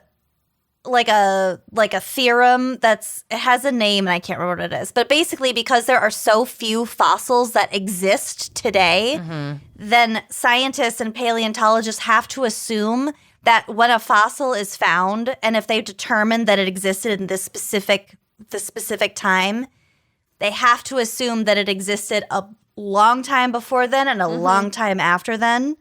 Because, again, they might only have one That specimen. survived. Yeah. So, yeah, that's really shitty for people to go dig up. What he might have dug up was the only one that still exists. We'll also- and now we don't learn any fucking thing about this creature It is shitty. ever again. But we'll kind of get to it in my case too, though, because it's like this guy who bought this from a trader to sell it for a profit is the ultimate shitty one because it perpetuates a It's market. poaching. Yes. Oh, and yeah, it's and not we'll get just to that. this. It's not just this pokey guy. Right. So like Procopi. the individuals that are everybody doing the involved. digging Yeah. are the ones who are jumping at any opportunity to make potentially $50 US a day. Right. Because they're already so exploited and have so few options to like feed their families Right. and shit. Of course, yeah. So, Same like- reason to not buy ivory. Yes, Just don't it's buy like it. it's these Then there's no fucking it's demand. these smuggling fuckers that are creating this market Right. and then maintaining the labor. Like it's bonkers, and we will fucking get to it. And So- like I said, I myself have several fossils. But Same. They're I just have those they're little- the Not of ammonites, value. the little fish. No, they're the not a ones full that- fucking dinosaur. Exactly. They're We not have the of ones any that kind are of scientific shells. significance. Right. Yeah, exactly. Dime a dozen. Okay, last bit. So Dino dozen. as for the Tarborosaurus batar, it was returned to Mongolia and put on display there, where it was given the name Mongol batar or Mongolian hero. Love. Yay! I love that. Thank I you to love that it. lawyer that was just like, Stop the steal. Better call Saul. Well, and to that Mongolian paleontologist who was like, fucking no. And Yeah. the two On it. Mongolian definitely spies Yeah. Definitely spy. that just happened to be at that hotel bar Such that a random Love a coincidence. Mongolian spy. So lucky. All right. Randomly taking photos of strangers in the lobby and randomly sending sending those them to the government. To their government. Well done. Not gonna lie, one of my leave it all behind fantasies involves like moving to One of Arizona, many. Yeah. selling rocks, crystals, fossils, letting my hair grow wild, and just slowly going mad in the desert sun. Yeah. Never owning a razor for the rest Right. of your life. Can I Yes. move in and be your platonic partner? Yeah. Yes. But like New Mexico, though. Right. Yeah, not Either one. Arizona. Go to New Mexico or Utah. Either one's fine. Well, no, I'm not going to Utah. Yeah, you're right. The liquor laws. Go to New Mexico. Yeah, sure. All right. So that's not the exact situation for Stephen Charkas, because he lived in Utah. But as I project myself into his shoes, that's how I picture him. So Stephen struck Dino Gold in 1999 when, while attending a fossil fair in Tucson, Arizona, which I definitely went to one here in Minnesota with Scott and his mom pre-COVID, and it was fucking amazing. Go to a fossil fair. Aside from COVID, I go to the lapidary show here in Des Moines every single year. It's good. Holy shit. I It's so never cool. get to go anywhere or do anything. Guarantee the last you there's time a we did lapidary any of show these in things, Louisville. you lived in Africa, and now we have COVID, so your time will come. I'll look up a Louisville lapidary show. We got this. So he went to this fair hoping to find some pieces for his small and private museum back in Utah. So he stumbled upon something that he had never seen before. This was a very hush-hush, word of mouth, like these mutterings of an extraordinary piece, and he could not keep himself from investigating. And actually, the rumors and mutterings about this missing link level fossil had been churning for the last year, and Stephen couldn't believe that he might be in its actual presence. Missing link, like humanoid. Yeah. Big- Well, I put That missing link in level. quotes. It's that Hominid. level, and we'll get to that. Okay. We reference that in this case. So he connected with this dealer, and now I can only imagine that entire scene from Broad City where Alana and her mom are on Canal Street getting the bags in New York City, and they're like going down in the My sewers. favorite Yes. They episode. throw her in the my back of a favorite truck. episode. She speaks fluent Mandarin, like It's all of so a sudden. good. It's so fucking good. Alana like twerks on the wall Yeah. because that's the same episode It's that the Abby pegging pegs that episode. guy. It's It's my favorite episode. It's such a good episode. It's so good. So the dealer that he connects with produces a sizable package, not Microraptor size. It's like a foot, Sizable. but sizable. You'll get the job done. Exactly. It's wrapped discreetly in brown paper, and as he unwraps this foot-long rock, Stephen is awestruck. This is a quote from I'd The be Guardian. awestruck at This sounds somebody unwrapped a foot-long rock. Me too. right. It's just sounds like it's just a tuna sandwich from fucking Subway. sounds like the what's it?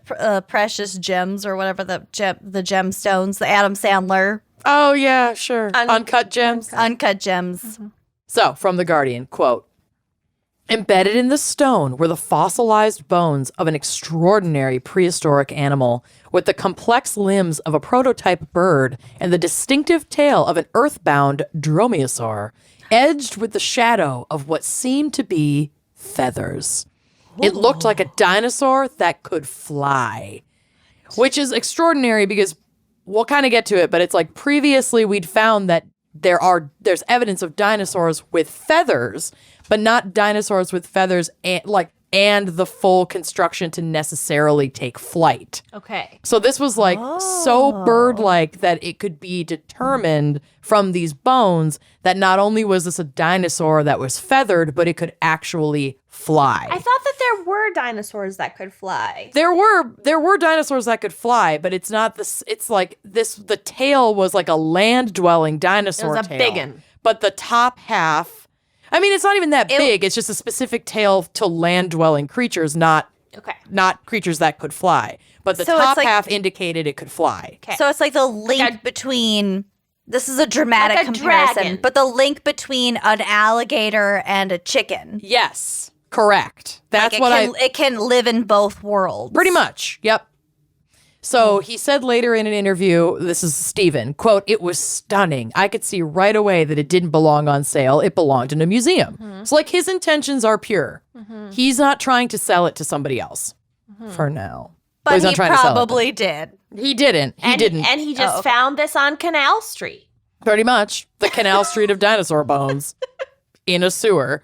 His intentions are pure when it comes to not wanting to turn around and sell it, but Stephen gets shifty in the future. Okay. So we'd all get shifty under that Sure. amount of money. so this piece was going for $80,000, which Stephen certainly did not have in his bank account, but being a museum like owner, he knew a few backers who would give him the cash to acquire the piece. So he jumped on it right away, and the dino bird was his.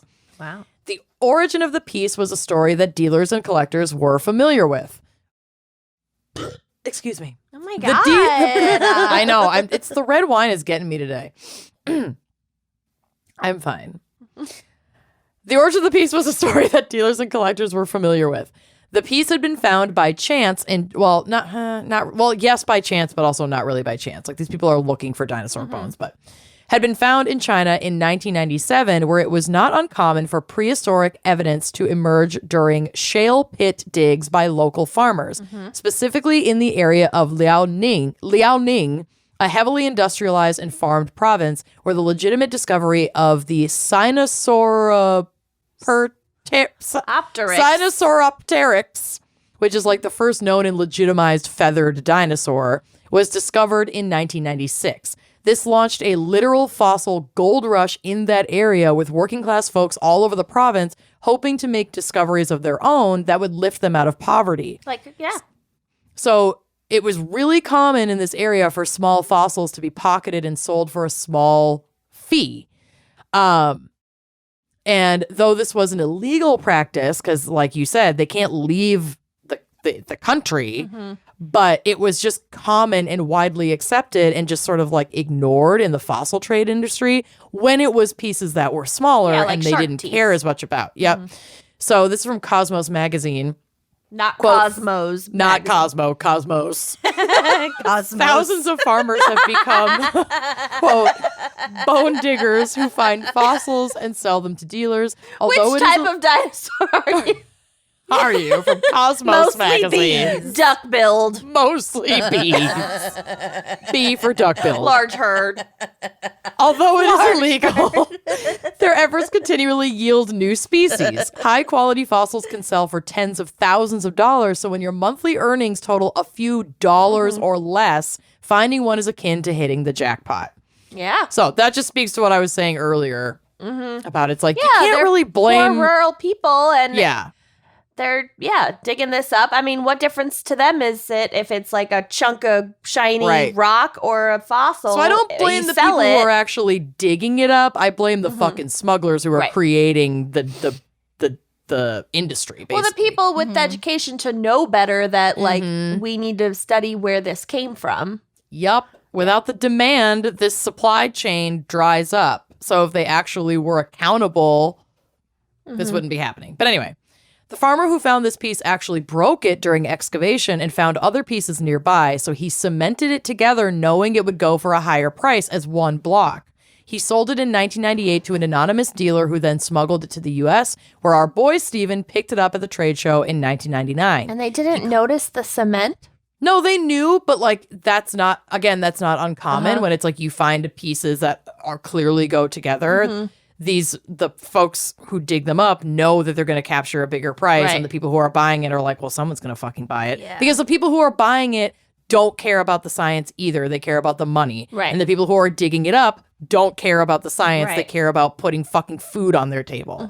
So, and then by the time it gets into the hands, if it ever does, of somebody who cares about the science, they can typically extract it and put it together the way it was meant to be put together. Yeah. So he contacted, after Stephen bought it, he contacted paleontologist Phil Curry, who reviewed the piece and went straight to the biggest name in Nature Mag's National Geographic. Cosmopolitan. Cosmos magazine.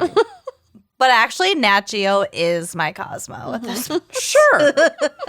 It was certainly a hit, and a heretofore unknown species of dinosaur was named. Dinosaur. The National Geographic named it the Archaeoraptor in a press release by National Geographic in late 1999. Unfortunately for Steven, Nat Geo also surmised that the piece had been illegally smuggled here and pledged to return it to the Chinese government after we figure out, all the stuff about it. But Archaeoraptor became an immediate star, featured again in National Geographic as proof of the theories that dinosaurs were actually feathered and birds as we see them today are descendants of the massive creatures. The article said she was, quote, a missing link between terrestrial dinosaurs and birds that could actually fly. So that's the thing, the tail, the bottom half shows that it's land dwelling, the top half shows that they could fly. It's like finding a fish with legs. Yep, there it is, little stubs. Mm-hmm. But other paleontologists were not so convinced and actually pretty pissed at National Geographic for touting this groundbreaking, LOL, see what I did there? Discovery without properly digging in, LOL, to the research. So in Phil Curry's initial assessment of the fossil, he had surmised that, quote from Wikipedia, the left and right feet mirrored each other perfectly and that the fossil had been completed by using both slab and counterslab. He also noticed no connection could be seen between the tail and the body. In July of 1999, Curry and Cherkas brought the fossil to the high-resolution X-ray CT facility of the University of Texas in Austin, founded and operated by Dr. Forensic Radiology. It all circles back. Operated by Dr. Timothy Rowe to make CT scans. Rowe, having made the scans on July 29th of 1999, determined that they indicated that the bottom fragments showing the tail and the lower legs were not part of the larger fossil. He informed Cherkas on August 2nd that there was a chance of the whole thing being a fraud. During a subsequent discussion, Rowe and Curry were pressured by Cherkas to keep their reservations private. Yeah, okay. Because this already got the attention of National Geographic. He's like, I want to ride this fucking wave. Yeah. So they already fucking knew this wasn't legit. Well, and Nat Geo shits the bed on this too, and we'll get to it. Literally right now. Oh, shit. They already knew this wasn't legit, and obviously things snowballed from there. Stephen kept pushing, even though other scientists he worked with also found evidence it wasn't legitimate. Curry, the paleontologist, was looped in on those findings and did not bring that to the attention of National Geographic, who never got the fucking article peer-reviewed in the first place and honestly didn't want to look too deeply anyway because they wanted the clout of the scoop on this story and being the first to present it to the world. It's not a scoop if it's fucking fake. If it's garbage. Yeah. So maybe... It's a scoop of shit. Yeah. Maybe do some fucking research. Oh, no. So a separate scientific paper on the discovery was submitted to Nature magazine, who, boom, rejected it. Called out Nat Geo for moving too fast on this announcement and wanted more scientific confirmation of its legitimacy. So good on you, Nature. Rejected by Nature, they sent it to Science magazine, who submitted the piece for peer review. Rejected by Nature herself. They kept trying. They kept fucking trying. So they go to Science magazine, and Science magazine is like, LOL, okay, we'll take it, and then submitted it for peer review to a bunch of scientists. Within weeks of the National Geographic feature going live, these suspicions brewing and fucking actual peer review theories arose.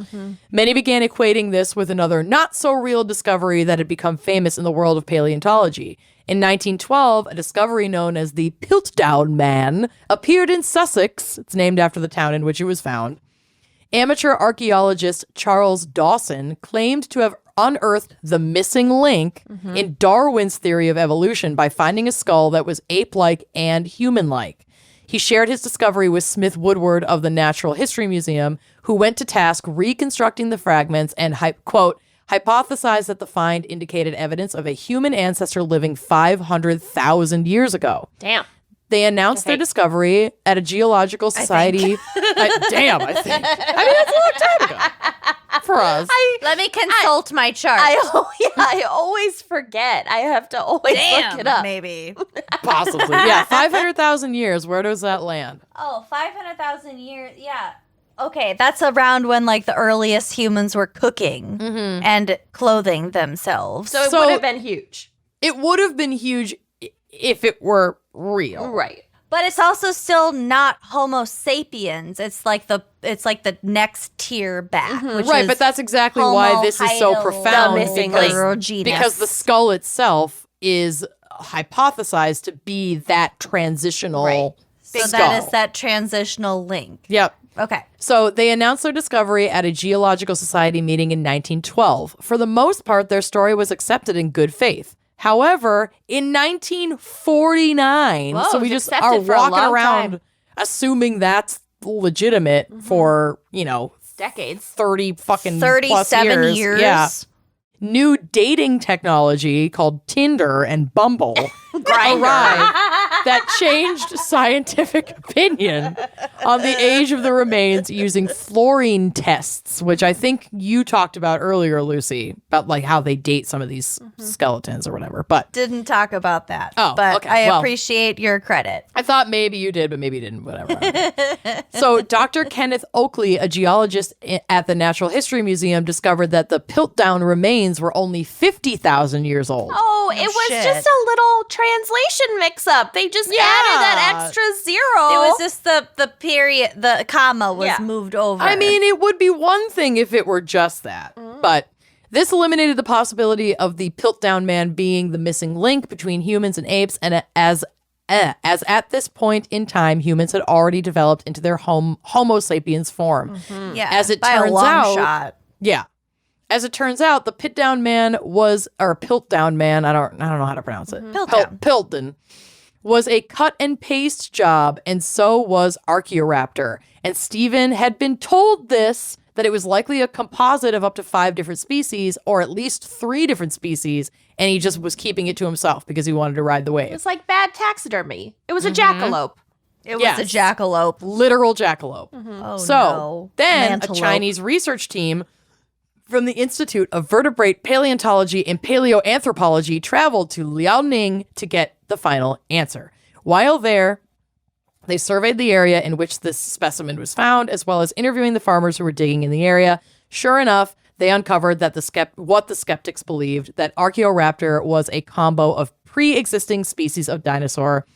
Reacher Zhu Jing immediately shared his findings in an email, because it was the 90s, stating, quote, after observing a new feathered dromaeosaur specimen in a private collection and comparing it with the Archaeoraptor, we concluded that Archaeoraptor is a composite. Though I do not want to believe it, Archaeoraptor appears to be composed of dromaeosaur tail and a bird body. Yeah, just a fucking now- jackalope. It's a literal jackalope. It's a Frankenstein's monster. And now National Geographic looked fucking amateur. They Yeah, that's not a submitted good look. and they submitted a retraction, but people were already pissed because that issue went out. Yeah. And scientists are like, what the fuck do you think you're doing Yeah. announcing this shit when you haven't even had this peer reviewed by other scientists? Yeah. Including one such Stores Olson, an ornithological expert, whatever the fuck that is, Birds. for the Bird Smithsonian. expert. Sure, whatever the fuck that is, in Washington. Bird. He said in an interview, quote, Are National you horny Geographic. for him? I'm not horny for him. I'm actually really not. He's kind of a mess, but God bless him. National Geographic, he says, glorified this illicit specimen with their article. I told them they should close the exhibition and conduct their own investigation. They just stonewalled. They ignored all the contrary evidence and gave it to a campaign of propaganda. It's completely bogus. There's no such thing as a feathered dinosaur. Well. It's like saying Elvis Presley is on the dark side of the moon. Well, It's like saying bird is the word. Yeah. So many scientists disagree that there is, quote, no such thing as a Yeah. feathered dinosaur. So, like, chill, sir. right. You're birds. You're being outraged about the wrong the part wrong of this. thing. You had me until there's no such thing as a feathered dinosaur. You should have Everybody stopped knows that. China doesn't exist. Yeah, Yes, it's like someone's making really good points, and then also Somebody they side chimes with in and they're- QAnon, and you're Yeah. like, God damn it, you were so close. Fuck. So So, It couldn't be this old because the Earth is flat. clearly. well, it's like us trying to understand how fossils are made. Right. We're so close. so close, but at least We we're have not. the best of intentions. At least we're not but getting not close and then there. just giving in to Pizzagate theories. We're only but whatever. 50,000 years off. Barely. So Let me consult my chart from Wikipedia. you have been only consulting your chart this whole time. Just keep the chart open. I did. It's So, in a different like I town. said, many scientists disagree that there's, quote, no such thing as a feathered dinosaur, but they certainly all agree that the Archaeoraptor is chicken shit. And National Geographic is certainly problematic for a few reasons, including its depictions of quote unquote third world countries. No, we and this can't say situation that. showed, that's why I put it in quotes. Right. I know. Developing. Yeah. I'm just I- saying. I'm Nat not Geo. calling them that. Nat Geo, we shouldn't say that. Nat No, Geo shouldn't no. say that. And this situation showed the true colors of the spot that Nat Geo is in as a franchise, trying to balance between being like a scientific journal And being sensational. but really they're just a fucking popular magazine that wants to sell headlines. And so they fucked up big time. Yeah. And the senior editor who wrote the piece back in the 90s, Christopher Sloan, looked like a total joke. Reflecting on this incident after the fact, he's no longer employed by National Geographic. He said, quote, "It's a big disappointment which hasn't happened since I've been here." Like, I think he was trying to say hadn't happened while I was there and now hasn't happened again since I left. But for a senior editor, he sounds like a fucking weirdo. We take a lot of pride in our work, and we go to great lengths to research every word and every picture. Yeah, okay. Well, clearly not. He remains the The butt worst of the... thing that's happened in the Pleistocene era. Era. Holocene. Holocene. But yes. It's the God worst I get thing what- that I get happened where you're since going. Consult the chart, Pliocene. sir. Your chart. That's a Pleistocene, I think. Pleistocene. I nailed Plastic scene. it. Nailed it. Nailed it. So Sloan remains the butt of the Feathered joke. it. With another collector chuckling, quote, "I just saw a small bird with teeth in its skull and a tail. This one definitely has a tail. I called to tell Chris Sloan about it, but he hasn't called me back." Oh, that's such a bad dad joke. That's an actual quote from like Okay. a dinosaur enthusiast. Dick. Thing to say. I called to tell Chris Sloan about it, but he hasn't called me back.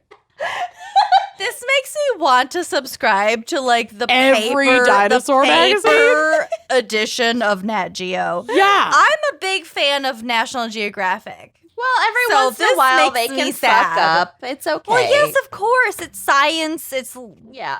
Yeah. it's But evolutionary. essentially, quite they literally. slapped like a turducken on their cover, Yes. and we're like, A mean- jackalope. Also, as a person who has worked in magazine publishing, there are certain thresholds that you're supposed to meet in order sure. to sell ads. So I understand him as like the editor in chief or whatever the fuck he was, like a lot of different people make that different- decision. different types of pressure also. Yeah. And Senior there's just, editor. like a lot of there's probably a very thin line between like the commercial magazines that I worked at and like National Geographic. Well, and like, a National scientific- Geographic isn't like it's But not a scientific journal. it's a crossover. It's the cosmopolitan magazine of they nature. still have to sell ads. Exactly. So that Right. they do get. Yeah. I'm not like. Again, I actually think that Nat Geo is kind of problematic, but they are in a tricky position when it comes to stuff like this, where it's like, oh, this is a potentially enormous discovery. This is going to sell magazines. We don't actually have to get fuck all peer reviewed because you think they're peer reviewing at fucking Vogue? I mean, actually, probably. They probably are because they're amazing. But anyway, No, It's like they're not- peer they're not- reviewing at Vogue. well, you don't know. But Nat Geo isn't under the like very specific and particular umbrella of this is a scientific journal of published works that have to be peer reviewed in There order is to be a- published. There's a big difference between peer-reviewed journals and Yeah. something like a consumer magazine, Right. which is National Geographic Yeah. at its heart. Exactly. So, So they fucked up and they looked really stupid, but like I mean, we do our best and we fuck up. We have a All lower the threshold time. because we're not journalists, but like we fuck up and yeah. It happens. Well, when I discover the next dinosaur, I'm out going to good. Vogue. It's $29 for a year for print and digital. That's a Go get great it. deal. I'm getting it. All right. Well, Support peer-reviewed journalism. Yes. And also National Geographic. Oh, God. No, I'm not giving that endorsement. well, very Thanks for special. listening. Very special thanks to our fan picker Lexi Haranda. Ooh. Thanks, Lexi. Thanks, This was Lexi. fun. This was really This was not a fun. horrendous episode like I No. thought it might be. It wasn't. Jesus. I get scared of the sciencey episodes because I never fucking know what's going on. You don't get But we 'em. crushed it. Yeah. Fucking Maybe. dug it out of the park. All right. Well, we will see you next week on that note. Bye. Bye-bye.